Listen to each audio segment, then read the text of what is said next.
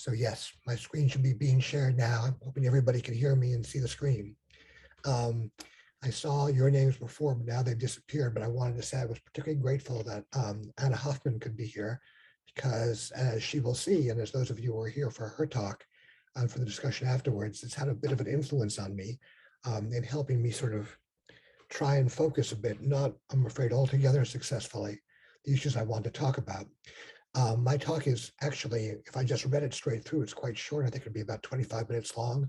So I'm going to say a couple of things about it before I start, and then I'll probably interrupt myself a bit as we're talking.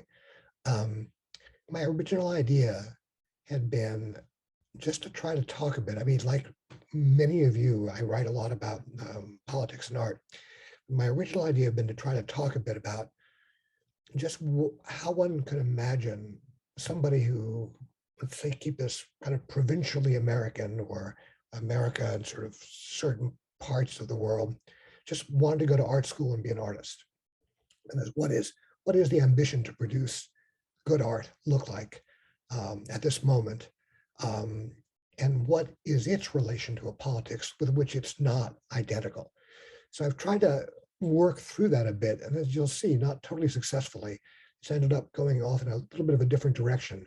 But Anna's talk about the choruses really was helpful for me, at least just trying to keep in mind the kind of non-identity of the aesthetic and the political that I was interested in order to juxtapose that with then certain kinds of, in effect, aesthetic consequences and at the same time political consequences.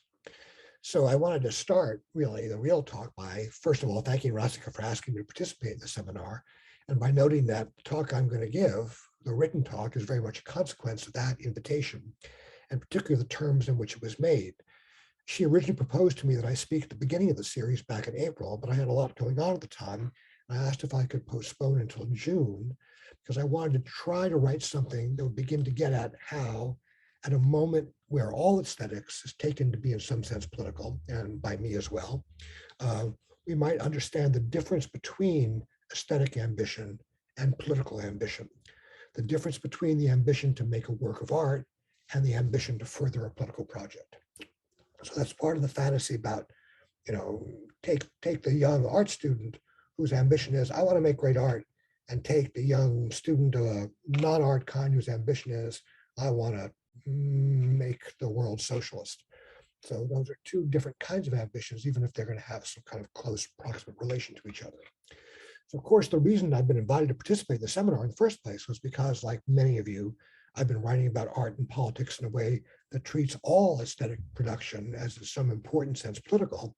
And along with my colleagues in the non-site group, I've been arguing for the superiority of what I would call a class aesthetic to the aesthetics of neoliberalism.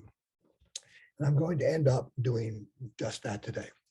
But I wanted to start by addressing the vague or basic, or perhaps in a certain way, kind of almost programmatically, what would you call it, naive interest I had in what my title calls aesthetic ambition, by which I have in mind the desire of an artist today to make art in a way that acknowledges, or even in some sense insists upon, the non-identity of the aesthetic and the political.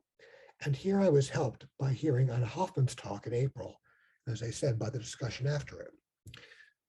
What Anna was talking about, and if I don't get, I made some notes, but if I don't get this right, she'll correct me in the discussion, I'm sure, was the political meaning of choral singing at what she calls the conjuncture of neoliberalism and post-socialism in the area of former Yugoslavia. Her interest was, crucially and convincingly, in the way that the collective and collaborative character of choral singing could be itself politically useful. But her talk also helped bring out the way in which certain kinds of aesthetic questions, like, for example, straightforward ones, just like how well did the choruses sing, were both separable from and essential to the project.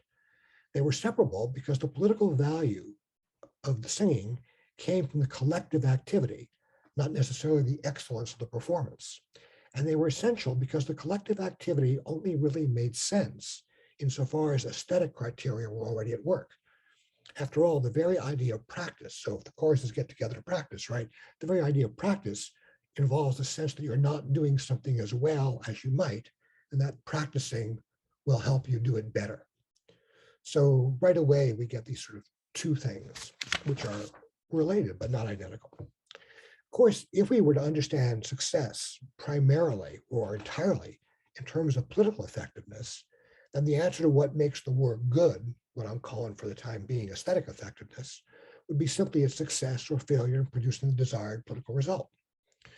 But again, part of the interest, at least part of the interest as I took it, of Hoffman's choruses, whose ambitions are no doubt primarily political, is the non-identity of political success to aesthetic success. One might say, for example, that the political goals associated with the collective activities of the chorus could be achieved even if the music they were singing was undistinguished and even if the performance of it was bad. More usually, however, and more especially in the case of visual art, which I've been particularly interested in for the last 10 years, especially in the case of visual art, the political success and the aesthetic success of the work are tied more closely together. And here I was helped a few weeks after Anna's talk, when on a trip with friends to look at art in Los Angeles, I heard from the photographer Phil Chang, and what you're seeing on your screen right now, you'll see on one side is a work by Phil Chang that I'm going to talk about a bit, juxtaposed with work by Barbara Kruger I'm also going to talk about. So I was heard from the photographer Phil Chang how interested he had been in the Barbara Kruger exhibit at the Los Angeles County Museum of Art that was up at the time. So you can see, even just from looking at it very briefly now, if probably most of you will not know Phil Chang's work, but some of you might.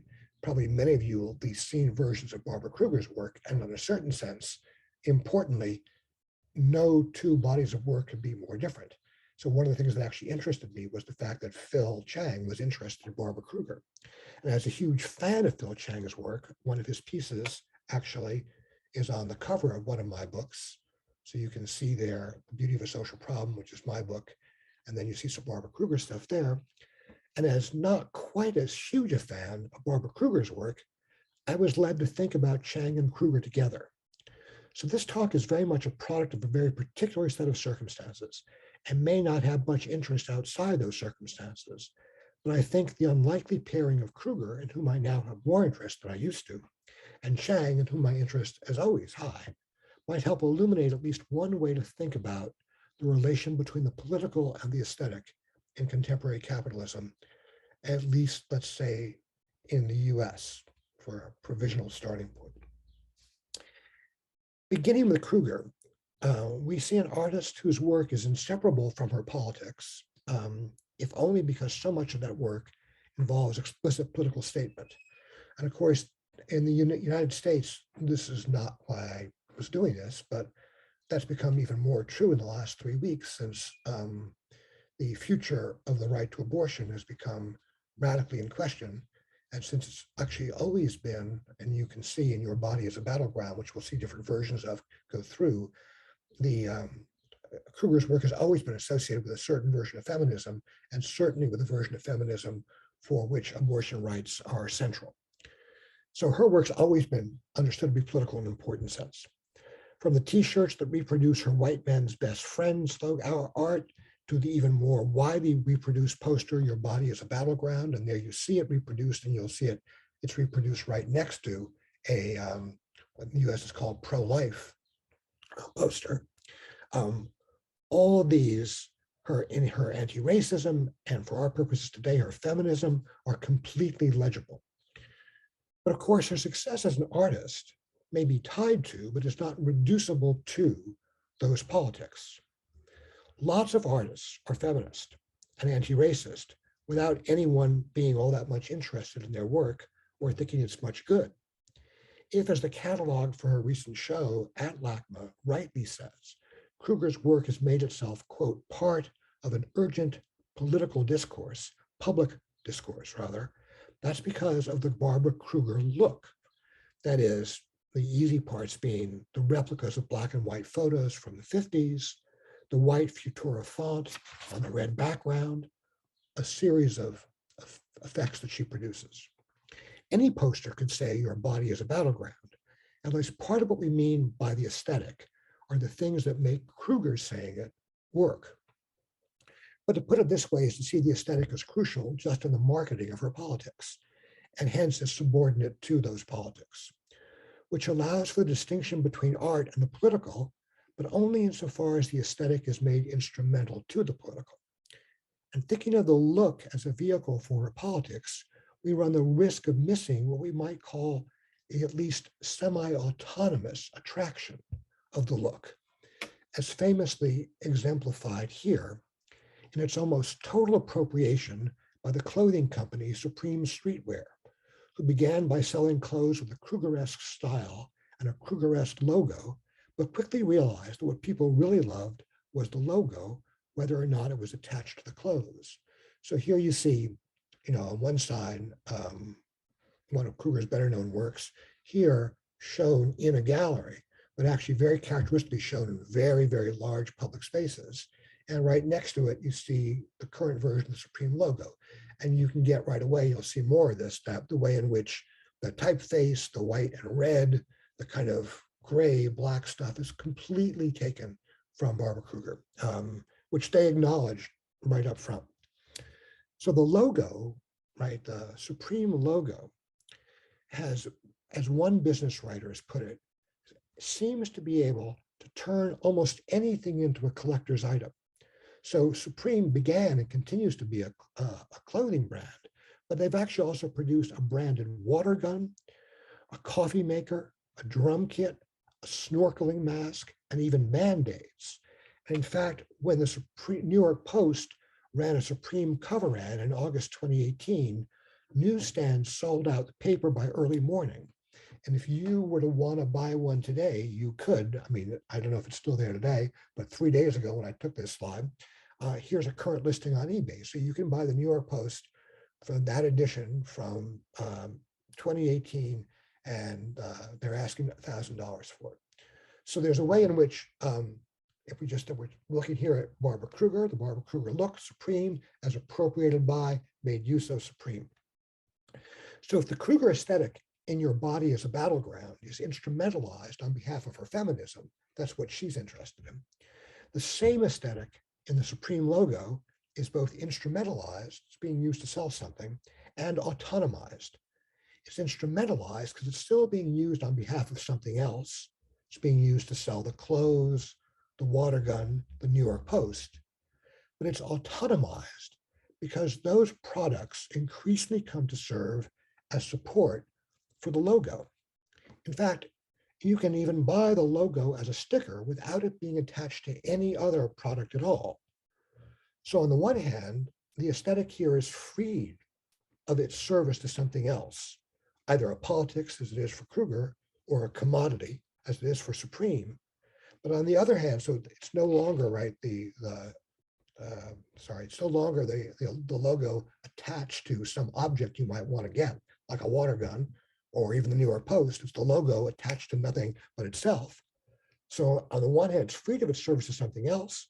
On the other hand, in its freedom, right, being freed from service for something else, it becomes itself a kind of commodity. That the whole thing is now you can simply buy, I can't remember how much they cost. You can just buy the Supreme logo, which brings out the way in which with the water gun and the other things, people already felt you weren't really buying a water gun, you were buying a water gun that had a Supreme logo on it. So the use value was not the use value of squirting somebody with your soaker, the use value was the use value of whatever the use value of a logo is. And it's on this level, in its relation, not so much to liberal politics, US liberal politics, as to the political economy of liberalism, which a distinction I'll say more about, that Kruger's work becomes interesting in a way that her politics are not. So for her politics are basically those of the American professional managerial class. For abortion, against sexism, against racism, against discrimination in all forms. So insofar as she's really, quote, insisting that art can be part of an urgent public discourse, it's hard to see anything distinctive in what she brings to this discourse. More crucial is the fact that so much of the art, of her art, has managed to make itself literally public, or rather that her conception of what her art should be is public.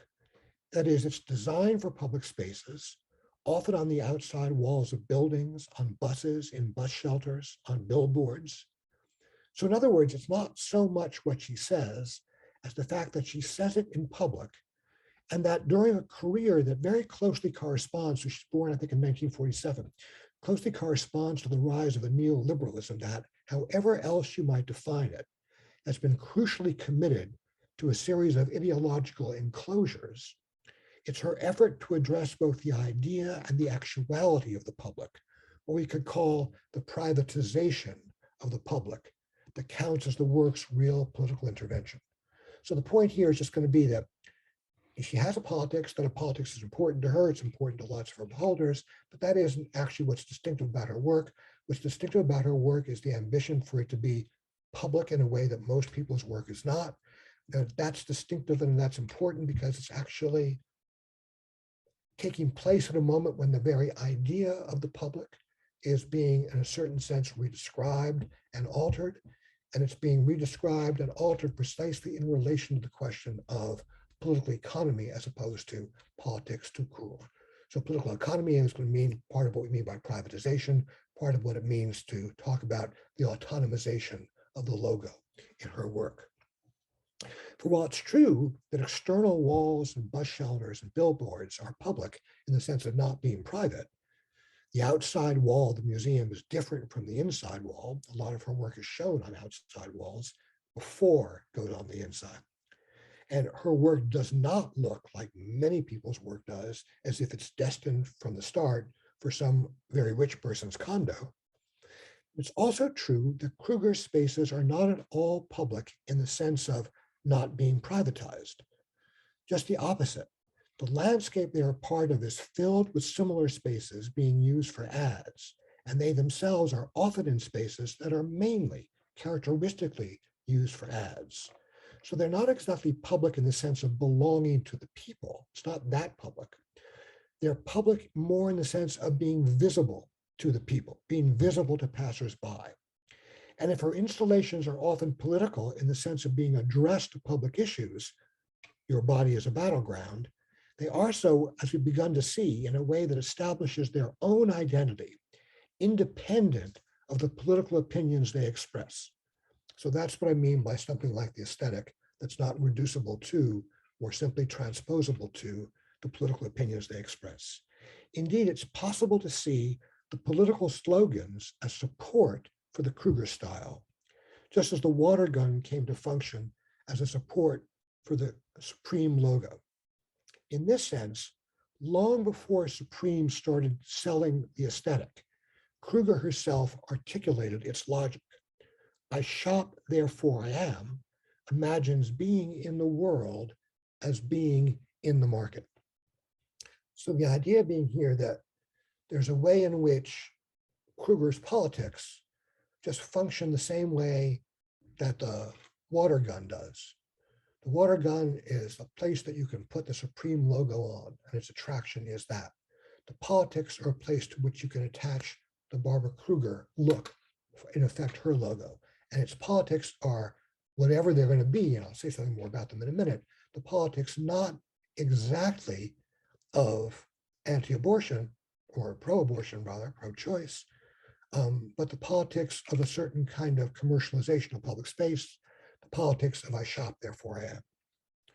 From this standpoint, it's as if Kruger's ambition to make political art, say in this case, primarily feminist art, although she also does a lot of anti-racist work, it's always been accompanied by the sense of a certain non-identity between the art and the politics. And that non-identity producing the aesthetic autonomy, what's autonomous from the politics of the work as the autonomy of the logo, has produced instead a different politics. Or maybe not so much a politics as an emblem of the political economy in which political battles like the one over abortion are playing out. For my point in insisting on the commercial appeal of her work is not at all to criticize her for catering to the art market. Not only is she not trying to sell us something, that's what distinguishes, like We Don't Need Another Hero, from what's ordinarily on one of those billboards. It's also that she isn't even trying to sell her own aesthetic, the Kruger look. Indeed, she's refused to enforce any property rights with respect to Supreme. So, I mean, everybody noticed right away. And Supreme acknowledged that their look was completely an appropriation of Barbara Kruger's. And she no doubt had many friends, family, and lawyers urging her to assert her property rights, but she actually right from the start refused to do so, saying quite famously, "I don't own a font." So if you think of, Supreme as being above all the futura bold, she doesn't own it. So her motives, right, are not commercial. Her motives are as pure as her political opinions are unremarkable. But just as what's powerful about her work is not her political opinions, it's not her moral stance either. What's powerful is that she cannot imagine art. In fact, in a way, she can't imagine anything that's not defined by its position in the marketplace. In Kruger, public space and marketplace are the same, and there is no alternative. This is what she means when she says, "I wanted my work to enter the marketplace because I began to understand that outside the market, there is nothing, not a piece of lint, a cardigan, a coffee table, a human being." In other words, the public is now the privatized. It's public, anybody can see it, but it's converted to property, it's the privatized. And the private, the thing that might be thought to stand outside the public, the private, just like the public, is also privatized, something that can be sold. The Supreme logo is in this sense the fulfillment of her relation to her work. It's not just inside the market, it's a pure product of the market. Without the market, there would be no such things as logos. Without the market, no such things as logos, and the money is being made, although not by her. In this sense, what we could call the hypervisibility of Cooper's work performs the reshaping of the public as the visibility of the private. So public space becomes a form of privatized space. And it's by way of performance and the question of visibility, I want to turn to Phil Chang's work, which right now is probably best known for what we might call a performance not of visibility, but invisibility. So for those of you who don't know it, this is like a standard way you might encounter this set of Phil Chang's work. So these are, he makes photos that he prints on expired photographic paper. And that has been left unfixed, right? You don't fix the print, which means that when they are exposed to light, the image begins to fade and in a couple of hours basically disappears, leaving what he entitles, that would be the last one in the series there, monochrome, exposed, unfixed silver gelatin print. So what you're seeing here now is that on the left, to my left, there's that photograph. It's covered up with black plastic. So the first time I ever saw one, that's exactly what it looks like. So then you take off the black plastic. When you take off the black plastic, what you're going to see in this case is actually a photogram, not a photograph, but the difference for our purposes doesn't matter. Just had better photographs of this one. So it's a photogram, a bunch of pieces of paper. Actually, a lot of Chang's early work revolves around photographs of paper. What's going to happen then is that because the paper is expired and unfixed, the minute it's exposed to light, it's going to start to fade. So they don't fade all at the same rate. Sometimes it takes an hour and a half, sometimes it takes 2 hours, but eventually they all fade. And when it fades, it turns into what he calls monochrome exposed, unfixed silver gelatin print. So that's what you have in the far right. So that's a standard way of relation one has to this work. So the sense in which this is a performance as opposed to visibility, of invisibility, is pretty clear. And most vivid, perhaps, when the starting point is a photo of a person. So this is a more recent one, and I could not get good photographs, and Phil Chang doesn't have any of what happens here. But you can see on the left is the original photograph, and then he took it off, and I was trying with my iPhone to make some pictures. So you'll see various other people reflected. It wasn't a good circumstance to do it, but you get the basic point. The basic point is that the young woman in the photograph starts looking a little faded away after about 15, 20 minutes. And the one on the right, she's getting faded further. We had to go. If we'd stayed another 20 minutes, then I could have given you a monochrome the same way. So you get very much the effect of what is you see this photograph of this young woman, and then the young woman begins to disappear, and within 2 or 3 hours, she's gone completely. The first time I ever saw one of these, I know my own reaction, and I should say here that both Phil Chang himself, who was there, and my wife, so you can see Jennifer Ashton's name. I'm doing this on Jennifer's computer and Jennifer's Zoom account. So both Phil and Jennifer, so literary critic, made fun of this reaction. But my own reaction was a feeling of loss. Like Phil takes the thing off, thinking, oh, cool, it's going to see what happens. It starts to disappear. As it really starts to fade, my thing was, put the plastic back on before it's gone altogether. And that's when Jennifer and Phil started making fun of me. So the point, but it's hard. I won't say it's impossible because she didn't have that reaction, but it's hard not to experience a certain form of loss here. So the feeling of loss producing a persistent desire to cover the piece back up so it wouldn't disappear entirely. It's partly the sense of the person fading. It's kind of dramatic when it's actually a person disappearing before your eyes. But more importantly, the sense of the picture disappearing, like the work of art, which you started with a photograph, a kind of interesting photograph. And it's generally the case, I won't be able to go into it here, but that most of the original photographs are in some real sense valuable photographs themselves. You would be interested in them even if they were not going to disappear. What that means is when they do start to disappear, you have, as I say, this kind of complicated set of responses. So it's partly the sense of the person fading, more importantly, the sense of the person, of the picture disappearing. And it's this sense of the picture disappearing that produces the relation to Kruger.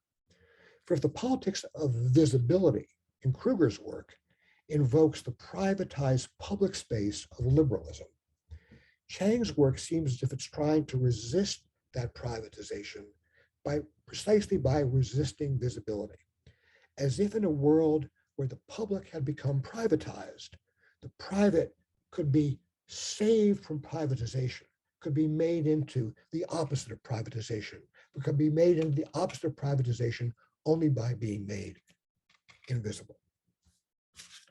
So for example, at the event partially pictured here, so you're seeing a wall in a public space, not a gallery space exactly, but a wall in a sort of public gallery, they're not for sale space, at an event. On the opening day of the show, these photographs had gone up, and during the opening, they had gone through the process and become monochromes. For the next, whatever it was, 3 weeks, they stayed monochromes. Then there was a closing event where a couple of people, I was one of them, spoke. And for the closing event, they put up a whole new set of photographs, and the photographs during the event did their routine. So a whole wall of these photos was unveiled. First, a discussion of Chang's work, and then a reception of the kind that galleries typically have at openings took place. One might understand this whole event as an allegory of the deprivatization of the public, since on the one hand, everything that was happening belonged entirely to the apparatus of the art market. That is, if you go to openings, if you participate in these things, this is exactly the kind of thing that happens. You're completely used to it. The whole point of those are to display the art and to sell the art. So everything went as if that were the point, except that, on the other hand, at the end of it, there was nothing left to buy. It's in this sense that we might see Chang as addressing the same question of the relation between art and the market that Kruger does, but in a more radical mode, where she produces the logo as a kind of apotheosis of the autonomy of the aesthetic. He imagines that one can save the work of art from the market only by making it vanish. No logo at all. Along these lines, one can understand Chang as a version of the avant-garde that in John Roberts' analysis saves works of art from collapsing into what Roberts calls luxury dry goods by turning instead, this is what Chang does, to the unpaid performance. But not selling your art, having nothing in effect left to sell, hardly can't really, I want to say, convert it to political critique. For one thing, the artist remains embedded in a thoroughly capitalist economy. Her art essentially paid for by whatever she actually does for a living instead of selling her art. So, I mean, just one obvious way to think about this is like, yeah, fine. if you don't make a living by selling your art, you still have to make a living some way. We all have to make a living some way. We're completely embedded in the capitalist economy. So the fact that you don't happen to sell your art, converting your art into a kind of leisure activity, but it converts into a leisure activity, which is possible if you have a job that pays you enough to have some leisure in a capitalist economy. Why does that count in any way as a critique of capitalism? And then beyond that, although Phil has had precious little success in selling these, he would totally sell them if he could. And in fact, in a piece of good news in a certain way, the Getty, very major museum in Los Angeles, has now shown some interest in doing a show with these there, which would be a kind of very real success. So in a certain sense, I want to say not selling it doesn't convert it into political critique. In another way, mere unsellability, the fact that you can't sell it, hardly counts as the kind of aesthetic ambition I was trying to describe in the first place. It's not like I want to make, the point was, I know what aesthetic is. I want to make something aesthetic because it won't sell. And for a third thing, Chang in a way does have something to sell. For if the experience of looking at one of these unfixed is inescapably the experience of watching something disappear, the image, it is equally inescapable the experience of watching something get made, the monochrome. So we can, as we look at these things disappearing, there are two ways to think of it. One is, oh my God, the image is going. The other is, oh, that's how you make those monochromes. So in other words, if the stories the unfixed tell is the story of something or someone becoming unseeable, the process they embody is that of making something else for us to see. So the transformation from left to the right can be thought of as a loss, or it can be thought of as, no, just a production apparatus of making the thing on the right. The invisibility of the image becomes the visibility of the monochrome, the visibility of the work. The point here is that the process of making the work is presented as crucial in the way, for example, to take the easiest example that everyone already knows, the process of Jackson Pollock making the drip paintings is crucial. So it's presented as crucial, but it's also rendered invisible, which is the opposite of Pollock. If you think of the famous photographs of Pollock painting, the whole point is going to be that in a way, the paintings make visible the process by which they've been produced. Whereas here, the process is made of by which the monochrome is produced is precisely made invisible. One consequence of this might be thought of as a problem. All the unfixed monochromes basically look alike. Whatever they start out as being, they look very similar toward the end, which is exactly the opposite of what's true of the Pollocks. They look very different. But we can also see that something is gained because the way they were made, the way the monochromes are made, is so crucial to their meaning that is to understand them, you have to have the sense of how they were made. While at the same time, the works obscure the way they were made, what we get is a radical separation of the meaning of the work from what's visible in the work. A separation that insists on our understanding the meaning, what the work means, even when it's not available to our experience. So it creates a gap, a non-identity between our experience of the work and our sense of what the work means, which for me is important. And here we get at something that goes beyond the literal effort to evade the market by having in the end just nothing to sell, and that tries to go beyond also Kruger's sense that outside the market there is nothing. For in requiring us to understand the process by which the work was made, even as he makes it impossible for us to see that process in the work itself, that is, by turning the labor involved in producing the commodity into the meaning of the art.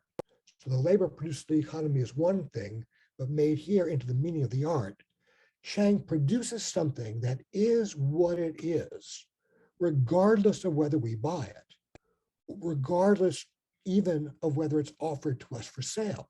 In fact, regardless of the market altogether, something that does stand outside the market. For our experience of the work, what we see in it, what makes us want it or not want it, that depends on us. But its meaning doesn't. So where for Kruger, visibility, the effect it has on us is everything. For Chang, the radical separation of the meaning of the work from what's visible in it makes meaning everything. And what this produces is an autonomy that's precisely not the autonomy of the logo, an autonomy that instead of epitomizing the market, refuses it. That is what I'm calling the autonomy of the meaning of the work. But the real power of this refusal is not primarily the escape from the market. It's rather, I think, the ability to present us with the reality of the market. It's kind of realism almost at work here. For the fact that what the work means, for the fact that the work means what it means, independent of what we want as both as beholders and as consumers, and independent also of who we are, counts as a political intervention only because what we think, that is supply, what we want, and just here think supply and demand, is foundational for the political economy of liberalism, and who we are, our race, our sex, our sexuality, has become foundational to a liberal politics. So what I'm saying is that it's repudiation of what we want is a kind of repudiation of the question of our demand, and this indifference to who we are is an indifference to a liberal politics, which is to say the work's indifference to what we want and to who we are is its resistance to liberalism. To put the point a little more sociologically, the fact that at least since the 70s, the new social movements, what used to be called the new social movements, like feminism and anti-racism, have become increasingly central to the left. That is, I think, pretty uncontroversial. Everybody agrees with that. And the liberatory vision of anti-discrimination at their heart is entirely justifiable, but also entirely liberal. Displacing, this is Rasika said in her introduction, and the introduction to this whole seminar series, thinking the question of class. So part of the point here is going to be that the rise of the new social movements involve a certain kind of displacement of class. And displacing class conflict by, to take the most prominent for sure in the US example, racial conflict, produces a vision of the social in which the progressive project gets configured as the overcoming of unjust hierarchies, say of white over black, or with respect to sexism of men over women, rather than as the destruction of capital by labor, and thus of the destruction of labor itself.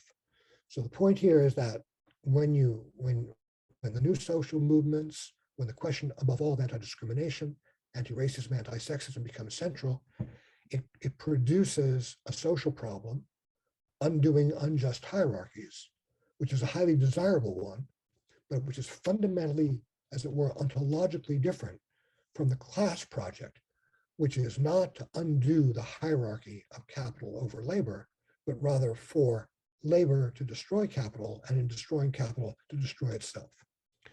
To make the point even more starkly, if possible, capital and labor exist only in their antagonism to each other. And that antagonism is entirely structural. While anti-racism and anti-sexism seek to overcome hierarchies which are precisely not essentially antagonistic. That is, there's no, as it were, fundamental ontological antagonism in, to take again a US example, between black and white. And the project, therefore, is to produce a world in which black and white can live equally, whereas that cannot be the project of an anti-capitalist politics. So while anti-racism and anti-sexism seek to overcome hierarchies which are, unlike the hierarchies of capital, precisely not essentially antagonistic. And for that reason, they're not structural either.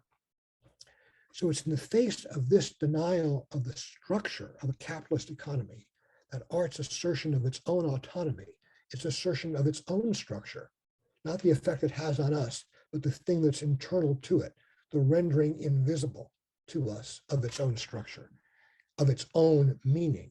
It's in that face that it has a political meaning, and that the aesthetic of autonomy is at this moment a class aesthetic. There's the separation in Chang's work between the meaning of the work and our experience of the work actually presents us with an analysis in effect of a class society. But of course, a class aesthetic, which is what I characterize Chang's work and the work that I particularly admire in other artists, class aesthetic is not a class politics. It isn't produced by or for the working class. It doesn't try to rouse its audience on behalf of the working class, not even in the way that Your Body as a Battleground does on behalf of women. I mean, I'm just stating the obvious, but you couldn't, if you put Phil Chang's work out there in front of a leftist rally, the non-relation of the one to the other would be so vivid that it's almost unimaginable you would think to call this political. But I'm trying to actually get out the way in which it seems to me that it is actually sort of profoundly political. Really, instead of doing the rallying effect, it's just the opposite. Adolf Reed has proposed as the shortest of all shorthand definitions of neoliberalism that it's the moment of the defeat of the working class. And that defeat has been so definitive that, as we all know, the very notion of class has been repudiated by the right in, say, the transformation of capital into human capital. That's actually one of the foundational moves of neoliberalism, is to undo the relation between capital and labor by reimagining everybody as, in effect, a kind of capitalist, and by reimagining capital as human capital. So that's always been true of the right. It's always been recognized as true of the right.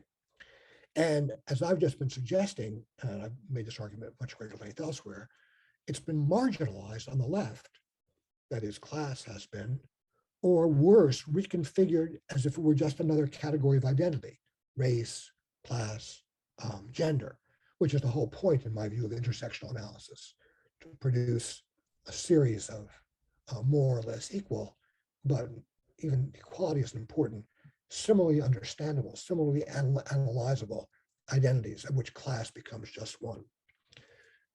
The class aesthetic, therefore, cannot be the expression of a class politics.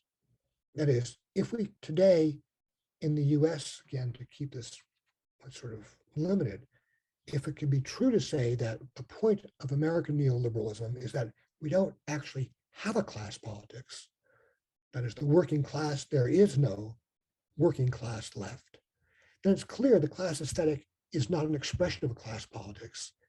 Rather, it's what we have instead of a class politics. More precisely, it's an aesthetic brought into being by the defeat of the working class. So, I mean, way to put this, be safe, one imagine, if I'm right about this, I want to imagine this discussion 100 years later, and you're just trying to explain in some history of art class. So why do people start making art like that, in this period? You say that's the art of people who are committed to the analysis of a class society, but were doing so at a time when, in fact, there was no class politics.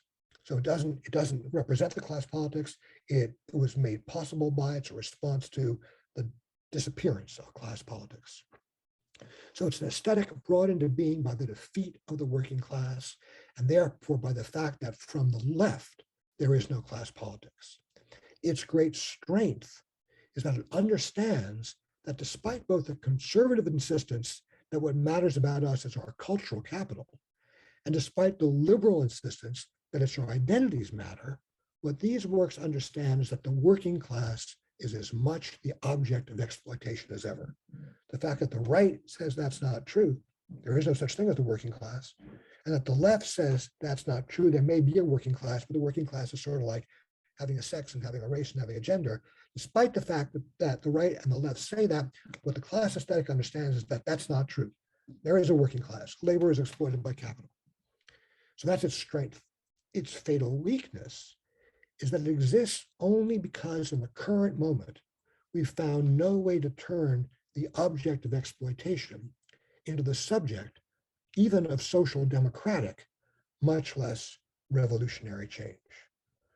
So the final point then, the concluding point for this sort of draft of this, is that this is what it means, in my view, to produce an art that actually does have what we could call a class aesthetic. But the crucial thing to see about it is not just what I've been arguing for a long time now, that it won't take the place of class politics. my idea there was, well, it won't take the place of class politics. We need also to have a class politics, but to make the kind of stronger, more pessimistic claim that actually this art exists not just, because it's a way of doing aesthetics what we haven't been able to do in politics, but because it's created by our inability to do that in politics. It's an art that's completely dependent upon and created by the failure of a class politics. The good news would be that if you could somehow imagine a return to a class politics, this art would become immediately a relic of an historical past. The bad news is that the art's likely to last for a long time because one sees so few signs of the creation of class politics. So thank you. So what I'm going to do now is, Rasika, should I stop sharing my screen now and just sort of throw this open?